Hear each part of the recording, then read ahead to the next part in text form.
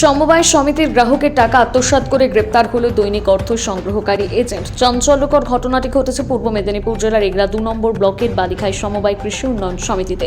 এই সমিতির দৈনিক অর্থ সংগ্রহকারী এজেন্ট তথা বালিঘাইট মহানগর গ্রামের বাসিন্দা রবীন্দ্র পাত্র গ্রাহকদের কাছ থেকে দৈনিক অর্থ সংগ্রহ করত।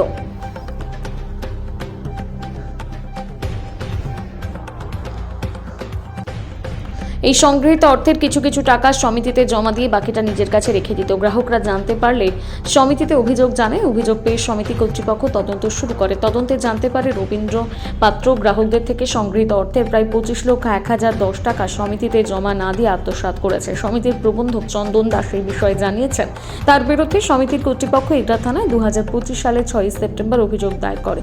অর্থ তছরূপের অভিযোগ পেয়ে পুলিশ তদন্তে নামে। পুলিশ কাঁথি মহকুমা আদালতে মামলা দায়ের করলে রবীন্দ্র আদালত থেকে আগাম জামিন নিয়ে নেয়। তারপর বহাল তবিয়াতে ঘুরতে থাকে রবীন্দ্র। পরবর্তীকালে আদালত গ্রেপ্তারির পরোয়ানা জারি করে। বাধ্য হয়ে 31 ডিসেম্বর আদালতে আত্মসমর্পণ করে রবীন্দ্র পাত্র। বিচারক তার জামিনের আবেদন খারিজ করে গ্রেপ্তার করে। গ্রেপ্তার হওয়ার পর এলাকায় গ্রাহক এবং সমিতি কর্তৃপক্ষ খুশি বলে জানা গিয়েছে। যিনি আমাদের ব্রাশটাও ক্রয় করে দিয়েছিলেন, লুঙ্গিটা পর্যন্ত ক্রয় করে দিয়েছিলেন, তিনি আমার প্রণম্য শিশির অধিকারী মহোদয়।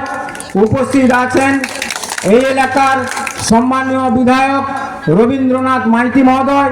উপস্থিত আছেন জেলা কাঁথি সাংগঠনিক সভাপতি সোমনাথ রায় মহোদয়।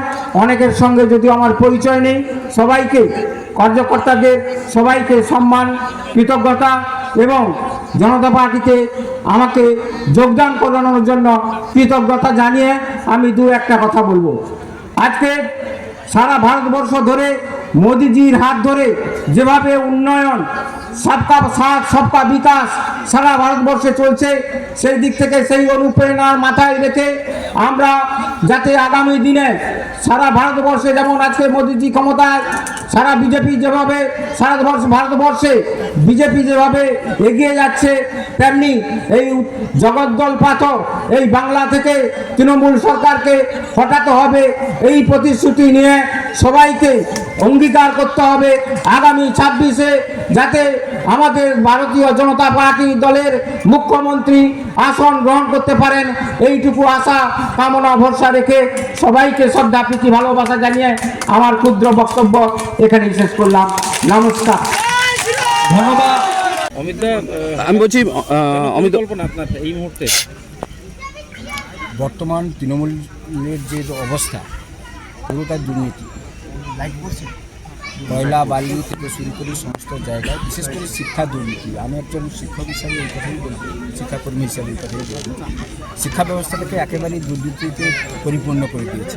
আমি বক্তব্য রাখতে গিয়ে বলেছিলাম শিক্ষাই হচ্ছে জাতির মেরুদণ্ড, সেখানে জাতির মেরুদণ্ডই আজকে ভেঙে দিয়েছে। শিক্ষকরা আজকে রাজপথে বসে, শিক্ষকরা যেখানে সমাজ ওরা কারিগর, সেখানে যদি শিক্ষকরা রাজপথে বসে থাকে তাহলে সমাজটা কোথায় গিয়ে পৌঁছেছে। আমরা নতুন সমাজ গড়ব, আমরা মোদিজি এবং অমিত শাহের হাত ধরে এবং বিশেষ করে শুভেন্দুবাবু যিনি আমার কাছে আইকন, তার হাত ধরে যাতে নতুন বাংলা গড়ে সোনার বাংলা গঠিত হয় সেই চেষ্টা আমরা বলছি। তৃণমূলে ছিলেন, ছাড়লেন কেন?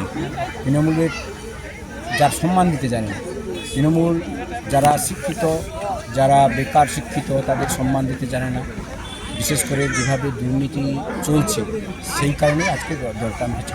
বলছি দাদা, এর আগে আমরা দেখেছি যারা এই মুহূর্তে শাসক দল থেকে সে বিরোধী অর্থাৎ বিজেপিতে যোগদান করেছে, কখনো 24 ঘন্টা, কখনো 72 ঘন্টা, আবার কখনো দেখা গেছে 1 মাস পর তারা কোনো না কোনো কারণে ভয় ভীতি প্রদর্শন করার পর তারা আবার যথারীতি ঘুরে গেছেন। সেক্ষেত্রে আপনার ক্ষেত্রে কি ব্যতিক্রম হবে নাকি? না, ব্যতিক্রম বলে কিছু নেই। কারণ হচ্ছে আমি চাই যেভাবে আমি বেরিয়ে এসেছি দুঃসাহসের সঙ্গে, আগামী দিনে এই দলটা যদি মরেও যাই তৃণমূলটা আর করবো না, এইটুকু আমি কথা দিতে পারবো। ঠিক আছে। আজকে তৃণমূল ছেড়ে দেখা গেল তৎকালীন একটা সময়কার গ্রাম পঞ্চায়েতের প্রধান, বর্তমান নয়, তিনি প্রাক্তন যদিও, তো তিনি তৃণমূলে ছিলেন, একটা সময় খুব প্রভাব ছিল এলাকায়। তিনি এখন তৃণমূল ছেড়ে বিজেপিতে যোগদান করলেন, আজকে কি বলবেন? দেখুন, ব্যাপারটা যে মামারি মানুষের সরকার মমতাশীল উন্নয়ন অনেককেই আত্মসাৎ করেছেন।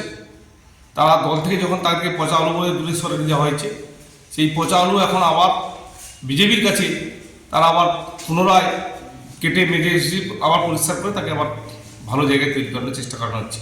যতই করুক পচা আলু থাকবে, একটা পচা আলু দিয়ে একটা বস্তায় থাকে, পুরো আলুগুলোই পচে যায়। তাই তৃণমূল কংগ্রেসের উন্নয়নের টাকা আত্মসাৎ যারা করেছে তাদেরকে আমরা দূরে করে ধরে দিয়েছি। তারা গেলে আমাদের দলের কিছু যায় আসে না। মমতা ব্যানার্জির উন্নয়নের সঙ্গে মানুষ আছে এবং থাকবে। তিনি যেটা বলছেন যে তৃণমূলের বিরুদ্ধে একাধিক অভিযোগ তুললেন যে তৃণমূল দুর্নীতিগ্রস্ত, চোরদের প্রশ্রয় দেয়, এটা চোরের দল, বিভিন্নভাবে বলছেন। তো এটা এই বিষয়ে কী বলবেন? দেখুন, আজকে যারা বড় বড় কথা বলছে তারাই তৃণমূলের টাকা, উন্নয়নের টাকা আত্মসাৎ করেছে, তারাই চুরি করেছে। তারা আজকে বাইরে গিয়ে বলছে আমি সাধু। ঠিক আছে, ওটা নিয়ে কোনো যায় আসে না। আমরা যারা তৃণমূল কংগ্রেস করি, মামাটি মানুষের সরকারের মমতা ব্যানার্জির উন্নয়নের সঙ্গে আছি, থাকবো। এবং সর্বোপরি একটা কথা বলি, এখনও আমরা যারা অধিকারী ফ্যামিলিকে রাজনীতি করতাম, সেই সব যারা আমরা অধিকারীর সঙ্গে বিরুদ্ধে সবসময় উন্নয়নের আর টাকা আত্মসাৎ নিয়ে যারা বিরোধিতা চুরি করতেন, তাদের সঙ্গে আমরাই বিরোধিতা করতাম। আমরা আজকে দলে আছি, যারা আদি তৃণমূল কংগ্রেস করি, আমরা কিন্তু আজ সঙ্গে আছি। কিন্তু যারা আজকে আসছে দলের উন্নয়নের টাকা আত্মসাৎ করছে, আবার দল থেকে চলে যাচ্ছে, এখনও আমাদের সঙ্গে কিছু আছে যারা অধিকারী চর হয়ে আমাদের দলে আছে, যাতে তৃণমূল কংগ্রেসটা পূর্ব মেদিনীপুরে আসতে ব্যাপারে তার জন্য তার চেষ্টা করছে। 2021-এর নির্বাচনেও দেখেছি এভাবে প্রচুর লোক গেছিল। আজকে অধিকারীর মতো লোক, অধিকারী পরিবার চলে গেছে, সেখানেও তৃণমূল কংগ্রেস দাঁড়িয়ে আছে। তারা তৃণমূল কংগ্রেস করে, তারা তৃণমূল কংগ্রেসে ভালোবাসে, তারা থাকবে। এটা নিয়ে আজকে